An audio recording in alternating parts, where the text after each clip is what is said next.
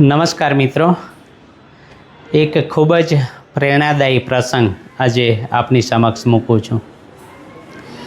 Surat station પર ગાડી આવી એટલે કમલ 2 ટાયર કોચમાં ચડ્યો. આજે વાપીની એક કંપનીમાં એ કંપની સેક્રેટરીનો ઇન્ટરવ્યૂ આપવા માટે જઈ રહ્યો હતો.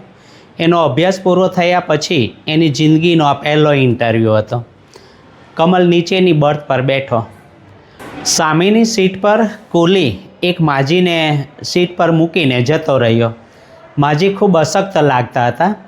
સીટ ખાલી હતી એટલે માજી સીટમાં સૂઈ ગયા.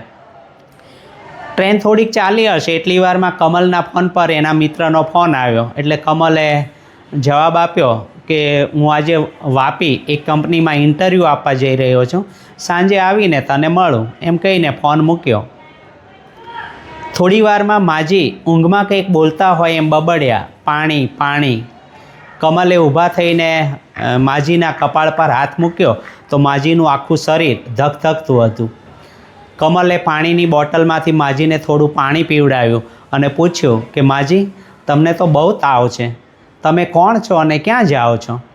માજીએ સાવ ધીમા અવાજે એટલું કહ્યું કે બેટા, મારી તબિયત સારી નથી રહેતી એટલે હું ઈલાજ કરાવવા મુંબઈ જાઉં છું.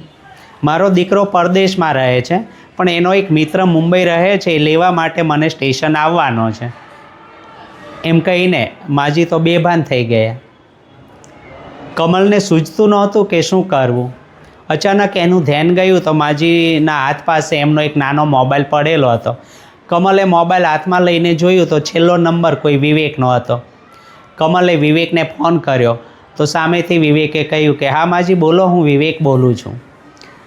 કમલે કહ્યું કે ભાઈ, હું ટ્રેનમાં એક પેસેન્જર બોલું છું અને માજી ટ્રેનમાં બેભાન થઈ ગયા છે. એ મુંબઈ આવી રહ્યા છે એમ કહેતા હતા, પણ એમની હાલત જોતાં મને લાગે છે કે હું એમને મુંબઈ લઈને આવું છું. સામેથી વિવેકે કહ્યું કે ભાઈ આભાર, હું માજીને તમને લેવા માટે સમયસર સ્ટેશન પર આવી જઈશ, એમ કહીને કમલે ફોન મૂક્યો.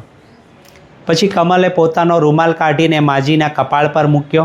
એના પર પાણી છાંટીને ઠંડા પાણીના પોતા કર્યા કમલે.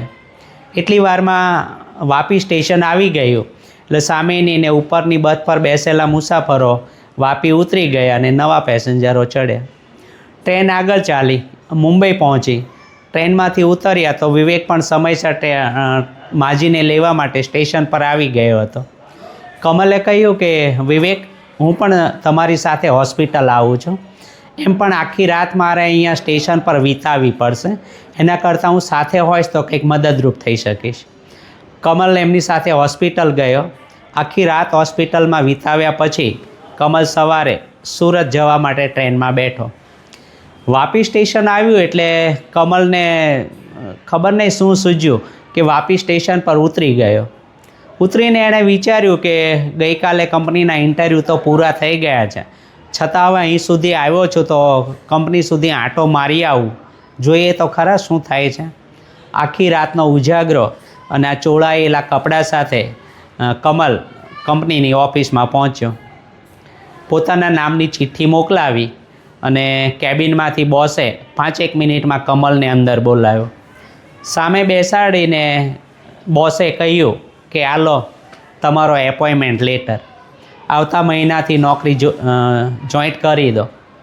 કમલને તો કંઈ સૂઝ્યું નહીં કે વગર લાગવગે અને વગર ઇન્ટરવ્યૂએ આ કઈ રીતે શક્ય બન્યું. કમલના ચહેરા પરની મૂંઝવણ સમજી જઈને બોસે તરત કહ્યું કે ભાઈ, ગઈકાલે ટ્રેનમાં હું તમારી ઉપરની બર્થ પર બેઠો હતો અને મેં આખું દ્રશ્ય, આખી ઘટના અને તમે ફોન પર કરેલી વાતચીત બધું મેં જોયું છે અને સાંભળ્યું છે. જે રીતે તમે એક અજાણી માજીને મદદ કરવા માટે પોતાનો ઇન્ટરવ્યૂ છોડીને માજીને મૂકવા માટે મુંબઈ જવા માટે તૈયાર થયા, એ ખરેખર બિરદાવવા લાયક છે.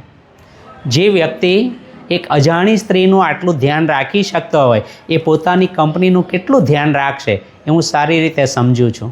અને એટલે જ ગઈકાલે આવેલા બધા કેન્ડિડેટને મેં પાછા મોકલી દીધા છે અને મને વિશ્વાસ હતો કે તમે આ કંપનીમાં એકવાર જરૂર આવશો. કમલને તો આશ્ચર્ય થયું, સાથે આનંદ પણ થયો અને કમલને મુખ હાથે આશીર્વાદ આપતા માજીનો ચહેરો દેખાયો.